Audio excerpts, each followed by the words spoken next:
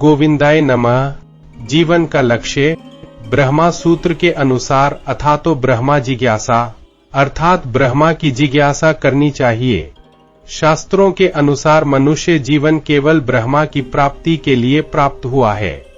मनुष्य जीवन जीव को 84 लाख योनियों में भटकने के बाद भगवान की अहेतुकी कृपा से प्राप्त होता है। भगवान ने कृपा करके जीव को भौतिक अधीनता से मुक्ति के लिए मनुष्य जीवन उपहार के रूप में दिया है। लेकिन कितने लोग हैं जो इस बात को समझते हैं? अब हम जरा इस पक्ष पर गहराई से विचार करते हैं। अमूमन देखने में आता है कि जीव स्वभाव से 5 भौतिक सुखों के प्रति आसक्त होता है। यह 5 सुख रस, रूप, गंध, शब्द और स्पर्श के नाम से विख्यात है। इन 5 सुखों में स्पर्श सुख सबसे सर्वोपरि है, अर्थात शेष भौतिक सुखों की अपेक्षा अधिक आकर्षित करता है। स्पर्श सुख मानव सभ्यता के लक्ष्यों में सबसे सर्वोपरि है। इस सुख को प्राप्त करने के लिए मनुष्य दुनिया में हर तरह के कर्म करता है। दूसरे तौर पे कहे तो मनुष्य इस सुख को पाने के लिए अपने को रेशम के कीड़े की भांति बंधवान कर लेता है और तुच्छ सुख की खातिर अपने अमूल्य जीवन को नष्ट कर देता है और आसक्ति होने के कारण मुक्ति के अवसर से चूक जाता है और जन्म मृत्यु के चक्कर में भटकता रहता है। अब हम जरा भगवान कृष्ण के उन वचनों के ऊपर विचार करते हैं जिनके सुनने से मनुष्य अपने को इस संसार से मुक्त कर सकता है, उस पक्ष पर ध्यान केंद्रित करते हैं। अर्जुन ने गीता के 3 अध्याय में भगवान से प्रश्न किया, अत केन प्रयुक्तोयम पापं चरति पुरुष अनिच्छन्नपि वार्ष्णेय बलादिव नियोजित।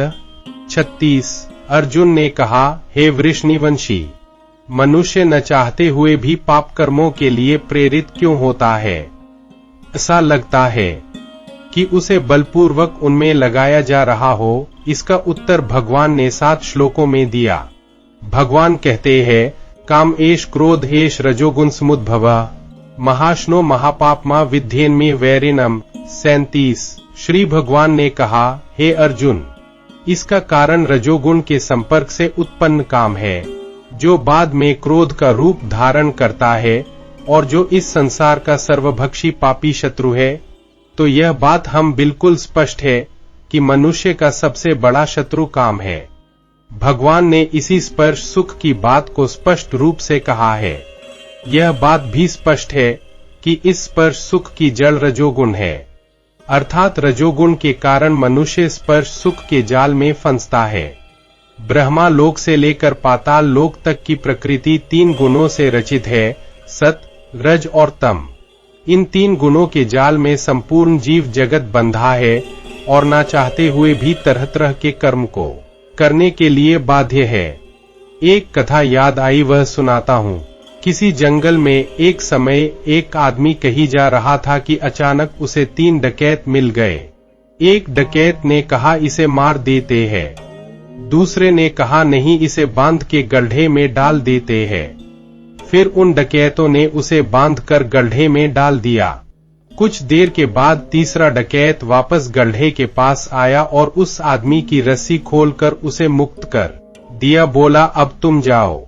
लेकिन वह आदमी बोला, मैं रास्ता नहीं जानता। तब उस तीसरे डकैत ने कहा, चलो मैं तुम्हें तुम्हारे घर छोड़ आता हूँ।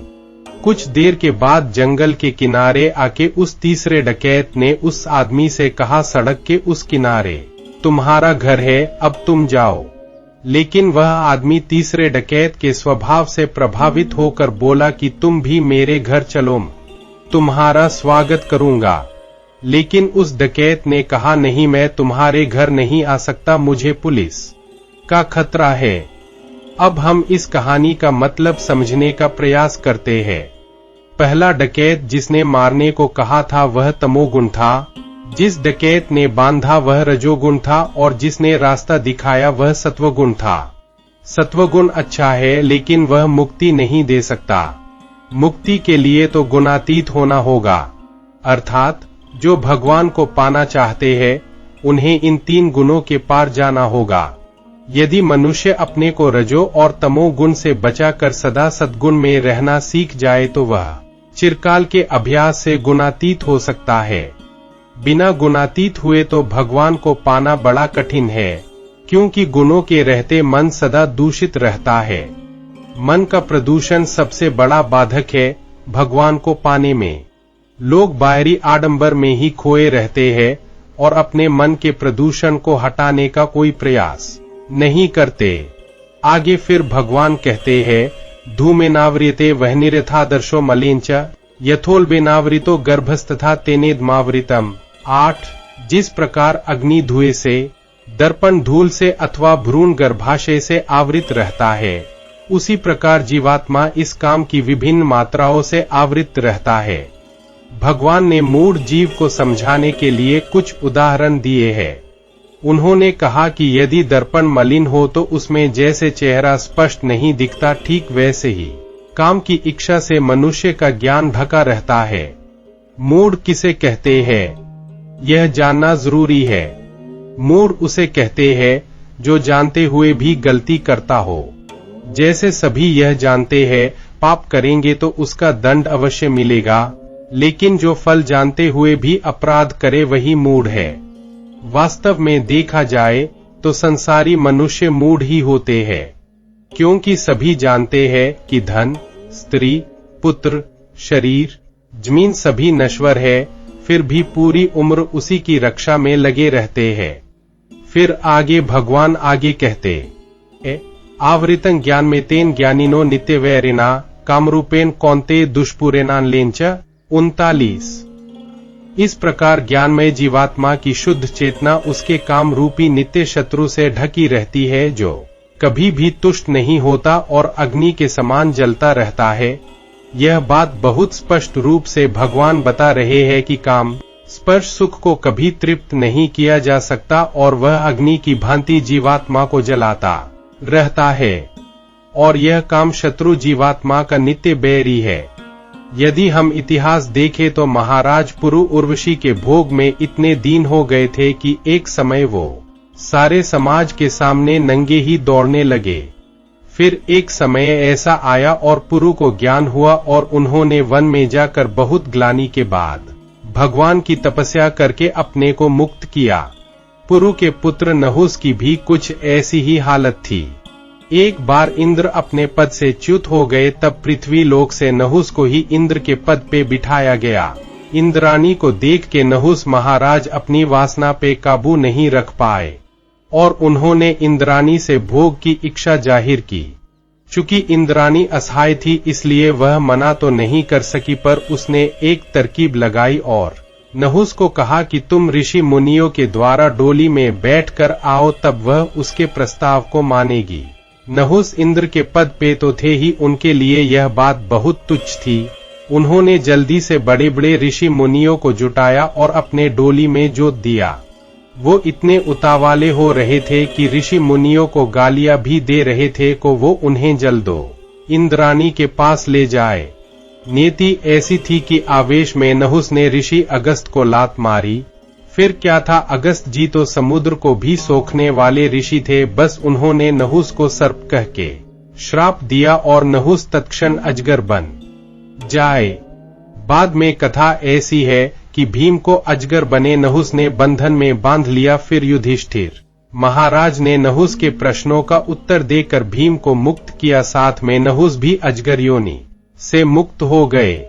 कथा यही समाप्त नहीं होती, आगे नहुस के पुत्र ययाति का भी कुछ यही हाल हुआ। ययाति की 2 स्त्री थी, एक थी शर्मिष्ठा और दूसरी देवयानी। कथा ऐसी है कि शुक्राचार्य की बेटी देवयानी की सहेली शर्मिष्ठा राक्षसों के राजा विश्वपर्वा की बेटी उसकी दासी बनकर सदा उसके साथ रहती थी। किसी दिन ययाति ने शर्मिष्ठा के साथ समागम किया। इस बात का पता लगते ही देवयानी क्रोध से जलने लगी और शुक्राचार्य को जाकर सब कुछ बता दिया। शुक्राचार्य ने उसी क्षण ययाति को वृद्ध होने का श्राप दिया और ययाति तत्क्षण वृद्ध हो गए, लेकिन उनकी वासना अभी पूर्ण नहीं हुई थी। फिर उन्होंने अपने बड़े पुत्र यदु से उनकी जवानी मांगी, उसने इनकार कर दिया। फिर उन्होंने अपने छोटे पुत्र पुरुरवा से भी उनकी जवानी मांगी और उन्होंने उन्हें अपने जवानी देकर ययाति के बुढ़ापा को स्वीकार किया। महाभारत में ऐसी कथा है कि उन्होंने इन 2 स्त्रियों के साथ 1000 वर्ष तक भोग किया, फिर तृप्त न हुए।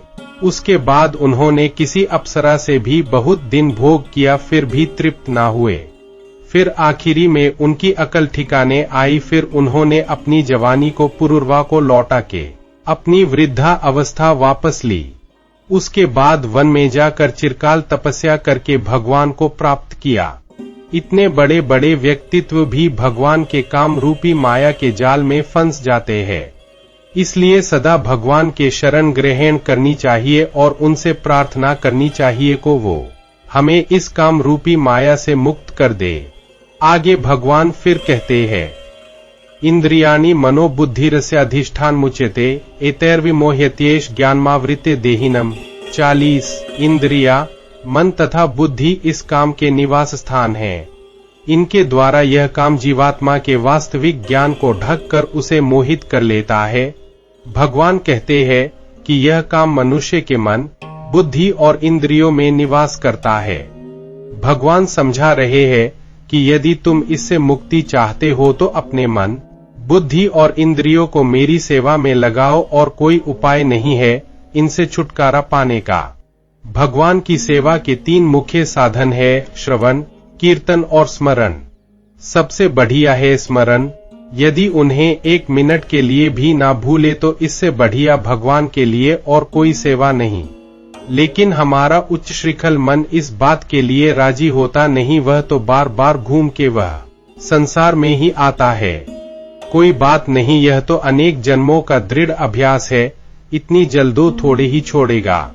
हमें प्रयास नहीं छोड़ना चाहिए, बार बार मन को सात्विक सुख का अनुभव कराना चाहिए और उसे भगवान के चरणों में लगाते रहना चाहिए।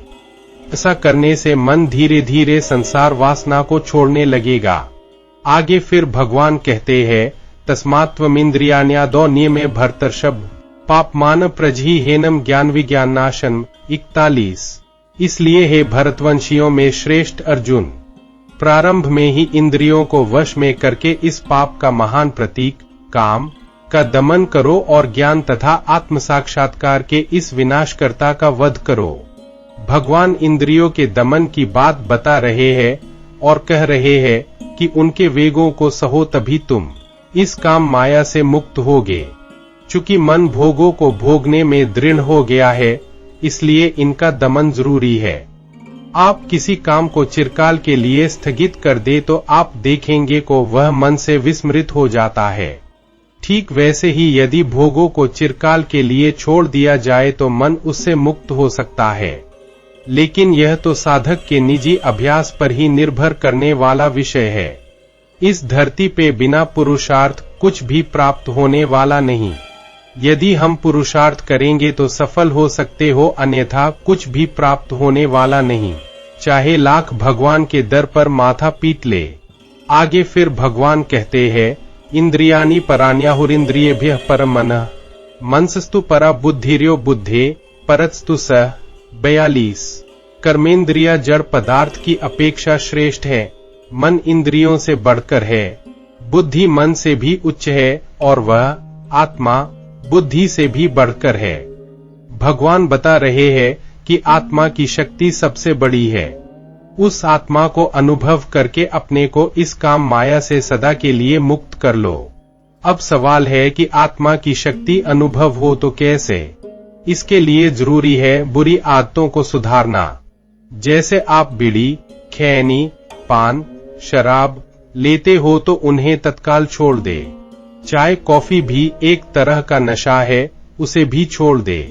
दूसरों की निंदा बिल्कुल ना करे, संतोष से जीवन जिए, कर्म बिना फल के चाह के करे, सेल्फलेस वर्क करे, सात्विक भोजन करे, न्याय से कमाए धन से जीवन जिए, अपने जागने, सोने और दिनचर्या का समय निर्धारित करे, निंदित कर्मों का त्याग करे और प्रमाद का त्याग करे, दूसरे की सहायता करते हुए अपने जीवन को जिए।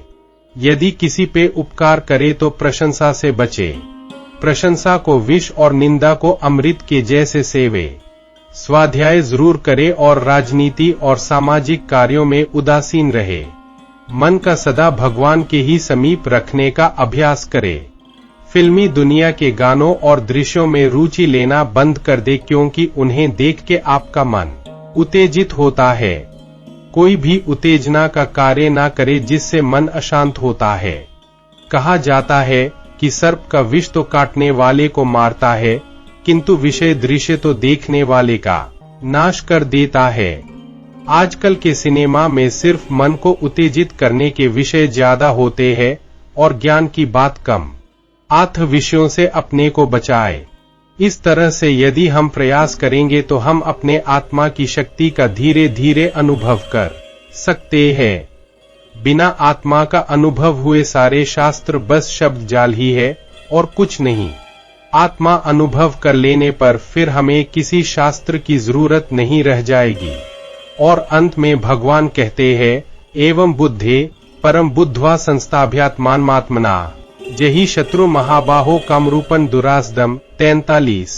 इस प्रकार है महाबाहु अर्जुन, अपने आप को भौतिक इंद्रियों, मन तथा बुद्धि से परे जानकर और मन को सावधान आध्यात्मिक बुद्धि कृष्ण भावनामृत से स्थिर करके आध्यात्मिक शक्ति द्वारा इस कामरूपी दुर्जय शत्रु को जीतो।